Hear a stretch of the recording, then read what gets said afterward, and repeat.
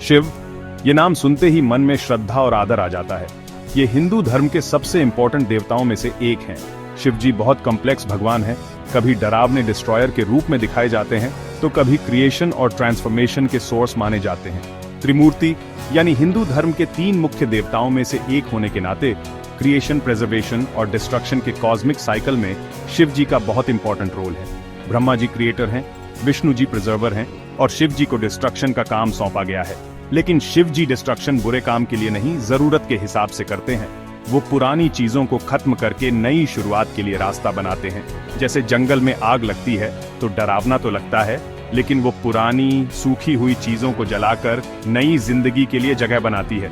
Destruction और creation का ये साइकिल हिंदू धर्म में बहुत इंपॉर्टेंट है और शिव जी इसी कॉस्मिक डांस को रिप्रेजेंट करते हैं। शिव जी सिर्फ डिस्ट्रॉयर ही नहीं है, उन्हें आदि योगी यानी पहले योगी के रूप में भी पूजा जाता है, जो स्पिरिचुअल एनलाइटनमेंट को दिखाते हैं।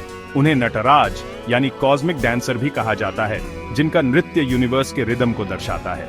शिव जी के इतने सारे रूप उन्हें हिंदू धर्म के सबसे इंटरेस्टिंग और सबसे ज्यादा पूजे जाने वाले देवताओं में से एक बनाते हैं।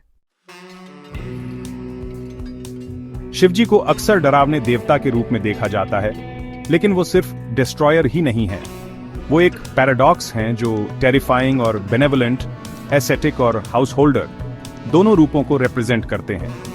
वो डिस्ट्रॉयर हैं जो पुराने को तोड़कर नए के लिए रास्ता बनाते हैं, लेकिन वो कंपैशनेट प्रोटेक्टर भी हैं जो अपने भक्तों की प्रार्थना सुनते हैं। एक कहानी है जो शिव जी की कंपैशन दिखाती है, वो है हलाहल विष की कहानी।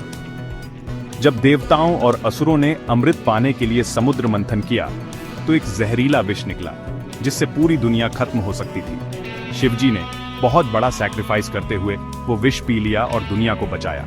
इसीलिए उन्हें नीलकंठ कहा जाता है, क्योंकि विष पीने से उनका गला नीला पड़ गया था। शिव जी के अलग अलग रूप उनके आइकोनोग्राफी में भी दिखते हैं। उन्हें अक्सर जटाधारी एस्थेटिक के रूप में दिखाया जाता है, जो राख लगाए हुए क्रीमेशन ग्राउंड्स में रहते हैं, जो वर्ल्डली प्लेजर्स से डिटैचमेंट दिखाता है। लेकिन उन्हें पार्वती जी के लविंग हस्बैंड और गणेश और कार्तिकेय के केयरिंग फादर के रूप में भी दिखाया जाता है, जो फैमिली और रिलेशनशिप्स की इंपॉर्टेंस को दर्शाता है। शिव जी का आइकोनोग्राफी सिंबलिज्म से भरा है। हर चीज उनके डिवाइन नेचर के अलग अलग पहलुओं को दिखाती है। इन सिंबल्स को समझने से शिव जी के कॉम्प्लेक्स रूप को और अच्छे से समझा जा सकता है।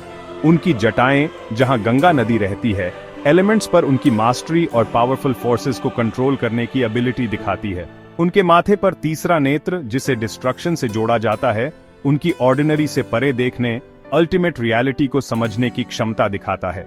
उन्हें अक्सर सिर पर क्रेसेंट मून के साथ दिखाया जाता है, जो टाइम पर कंट्रोल और एग्जिस्टेंस के सिक्लिकल नेचर को दर्शाता है।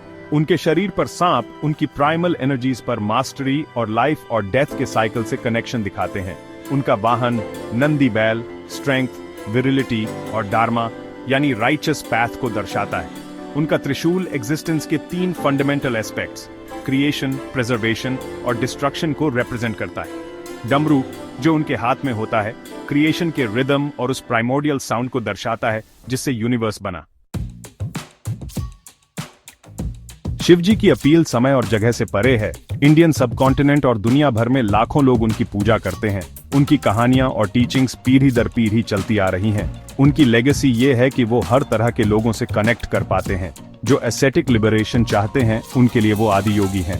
जो हाउस होल्डर प्रॉस्परस लाइफ चाहते हैं, उनके लिए वो लविंग हस्बैंड और फादर हैं। ट्रांसफॉर्मेशन का उनका मैसेज, अपने अंदर के अच्छे और बुरे दोनों को एक्सेप्ट करने का मैसेज आज भी रेलेवेंट है। उनकी कहानियां हमें सुपरफिशियल चीजों से आगे देखने, अंदर की सच्चाई ढूंढने के लिए इनकरेज करती हैं। वो हमें याद दिलाते हैं कि डिस्ट्रक्शन अंत नहीं है, बल्कि क्रिएशन की शुरुआत है, रिन्यूअल और ग्रोथ का मौका है। हम उन्हें चाहे फियरसम डिस्ट्रॉयर माने, कंपैशनेट प्रोटेक्टर माने या डिवाइन डांसर माने, ह्यूमन एक्सपीरियंस में शिव जी की लेगेसी हमेशा रहेगी। वो लाइफ और डेथ के इटर्नल पैराडॉक्स को रिप्रेजेंट करते हैं, एग्जिस्टेंस के सिक्लिकल नेचर और खुद के हर पहलू को एक्सेप्ट करने की इंपॉर्टेंस को दिखाते हैं। उनकी कहानी एक टाइमलेस रिमाइंडर है कि डिस्ट्रक्शन में ही क्रिएशन का सीड होता है और ट्रू लिबरेशन जीवन के यूपीएस एंड डाउन्स को समझकर और एक्सेप्ट करके ही मिलती है।